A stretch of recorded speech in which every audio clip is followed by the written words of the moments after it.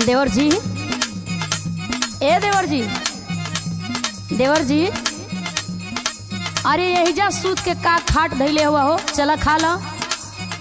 ना, हम खटिया छोड़ के कहीं ना जा। अरे चला खा लो।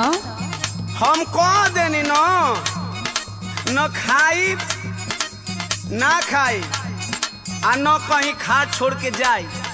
काहे? काहे? हाँ सुन, सुनावा। तब ले ना छोड़ब हम खटिया हो, जब ले न आई बाबा कटिया हो। अरे ये कौन बीमारी लग गई हो तो हमार बुक नहीं क्या समझ आवा।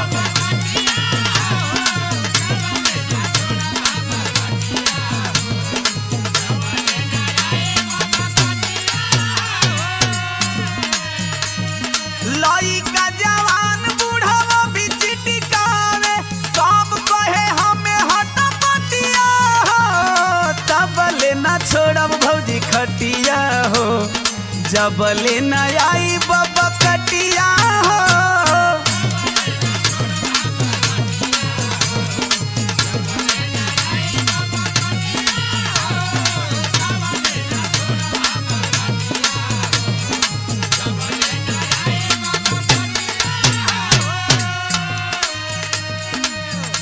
अच्छा चलो पहले खा लो, शाम कबेरा हुई बाबूजी से तोहरे बारे में हम बतिया ले। कैसे तनी बतावा तो। सुना। हाँ सुनावा।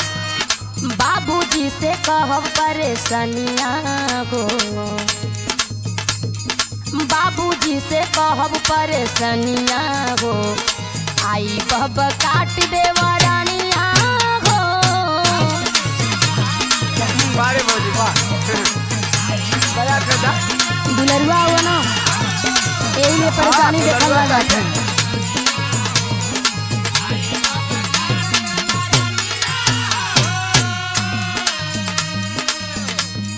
समय से खा पी के दहिया बनाला, करा जानी देवारू ना दानिया हो, बाबूजी से कहब परेशानिया हो, आई बब काट देवा रानिया हो।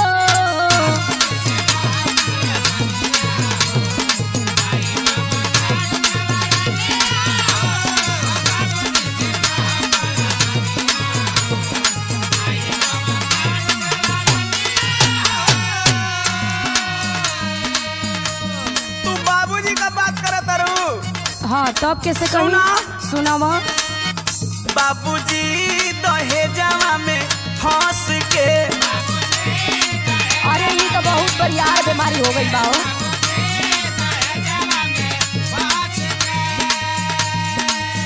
भैया उड़ाई देला हंस के,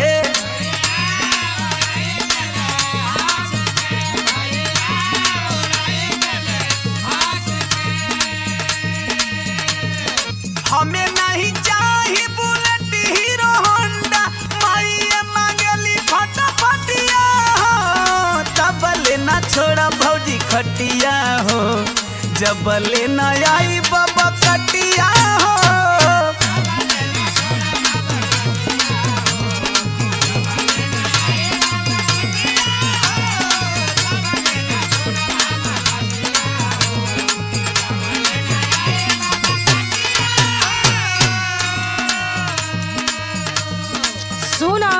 हाँ सुनावा।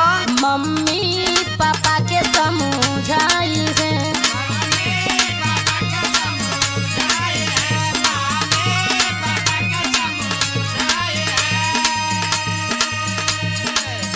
नाही दहेज पर लो भाई है,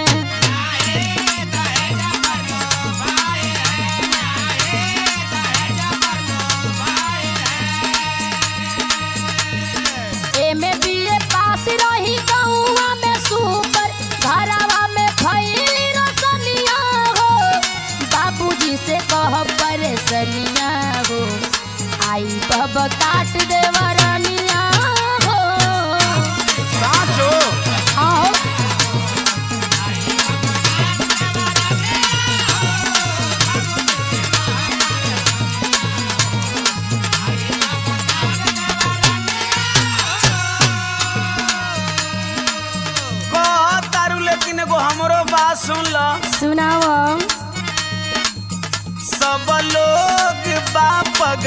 गड़ाइल हो।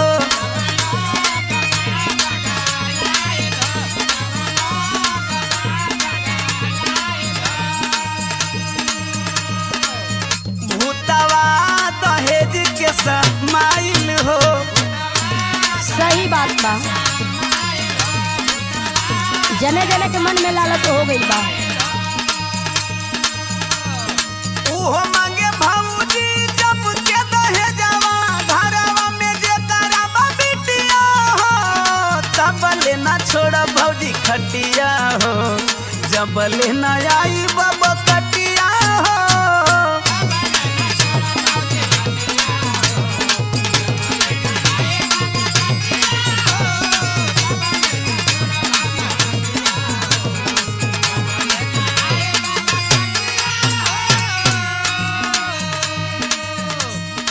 केहू ना सुनी तो हम तोहरे बड़का भैया से कहब न।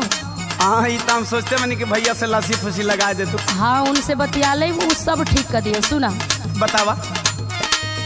सैया ड्यूटी से आई है जब राती के,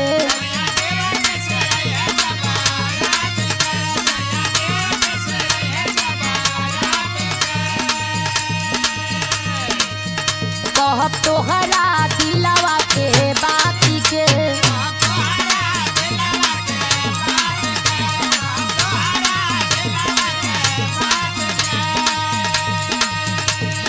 नहीं मनी है त शादी हम बतियाई, सुगर मोरी छोटा की बहिनिया हो, बाबूजी से कहब परेशानिया हो, आई बहब काट देवरानिया हो।